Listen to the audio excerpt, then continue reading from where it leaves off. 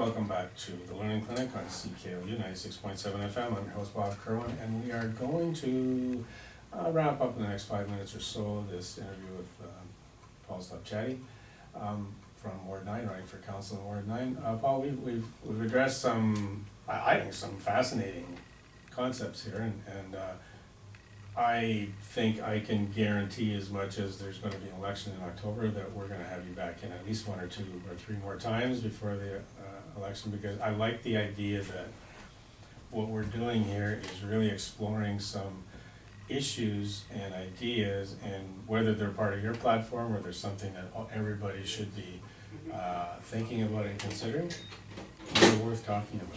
So in the last few minutes, are there any other specific things that you think we should be talking about and dealing with, I guess, moving forward in the immediate future?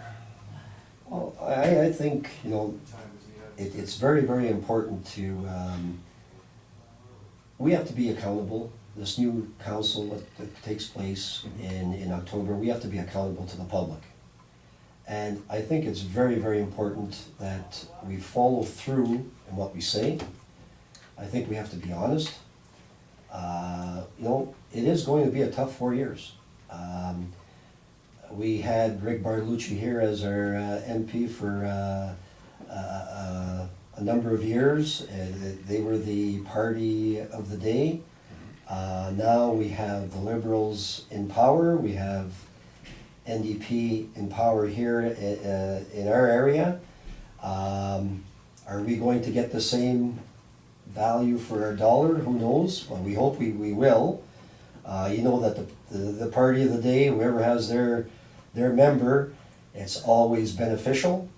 But that's another thing we have to take a look at also. We have to make sure that we get our fair share of the dollar coming from our provincial government, and try and see what we can get from our federal government. And we have a number of projects. And what's done is done. So that's right. And so there's a lot of things that we have to take a look at, and there's a bit of a mess that we have to clean up once we get in there to see what is left from the previous council. So those are all, we have to have strong shoulders, and we have to bear down and all work together as a team. We have to move forward. We have to look after our developers. We have to look after our businesses. We're going to have a referendum. What's going to happen to our retail stores? Okay, it's going to be exciting. It's going to be a lot of work. And I think, and really correct me if I'm wrong, but I think what I'm hearing you say is that it's very difficult for any candidate to be able to say, this is exactly what I'm going to do, and it's exactly what I'm going to hold on to, because you have to have the ability to get in there and examine what the status is, and then determine the best course of action moving forward. I think you can have an opinion on certain things, and you can say, this is an area that I'd like to work on. I'd like to improve accountability. Mm-hmm. But for you to be able to say, we're going to improve accountability by doing 1, 2, 3, 4, well, that's okay, but you're 1 of 13. That's right. So if you say improve accountability, now let's get in there and see what are the things we can do Right. to improve accountability. And so I'm hoping that at the end of the day, the 13 people around there have those leadership abilities to be able to say, let's deal with the challenge, and when we move forward, make the best decision we can. And as I like what you're saying, and let's hope it's achieving what we want to do in order to move us closer to the ultimate goal that we want for the city, whatever those ultimate goals are. So yeah, I'm looking forward to the next few months and getting you back in and getting the other councilors in. It's exciting to hear all the different ideas and thoughts, and see the commonalities that are arising among councilors, so or candidates. So at the end of the day, people are going to have to take a look at the candidates and say, you know what, we have to pick the person that we think is going to have the ability to do what they're all saying. And that's important. Like I know myself, I've attended numerous council meetings, and when I ran in 2010, prior to that, I followed municipal politics.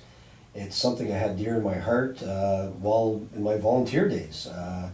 And this is the next step, and I am prepared to do whatever it takes to become a counselor and be a good counselor and listen to the people, be honest, That's number one. And like I said, you're not gonna be liked by everyone, but you're gonna put, you know, you have to think. And you have to feel good about yourself, about what you're doing. Right on. I think that's your number one voter. That's right, that's right. You know, it's, that's been great. I thank you again for coming in. It's, you know, I can't wait to listen to this again, because we talked about a lot of good ideas. For people who have been listening, if you didn't catch the whole show or you wanna listen to some of these ideas again, go to thelearningclinic.ca, probably tomorrow, thelearningclinic.ca, and this video, the video will be up, you'll be able to listen to various things that have been said, and you'll be able to see Paul's other video as well. So we will make sure that this entire site continues to accumulate with the visits that have been arranged with the candidates. Today at 1 o'clock, in about 12 minutes, we have John Rodriguez coming in for his first time. He is going to be talking about his platform and what he expects to do as mayor of the city of Greater Sudbury if he gets elected. So, thanks, Paul. It's been fun. Thank You're you. going to be Thank you thinking very about much. a lot of things here now. Thank you very much, Robert. It's always a pleasure being here, and I look forward for the next invite. Great. The Learning Clinic, Meet the Candidate Show on CKLU 96.7 FM. We will be back in about 12 minutes with John Rodriguez.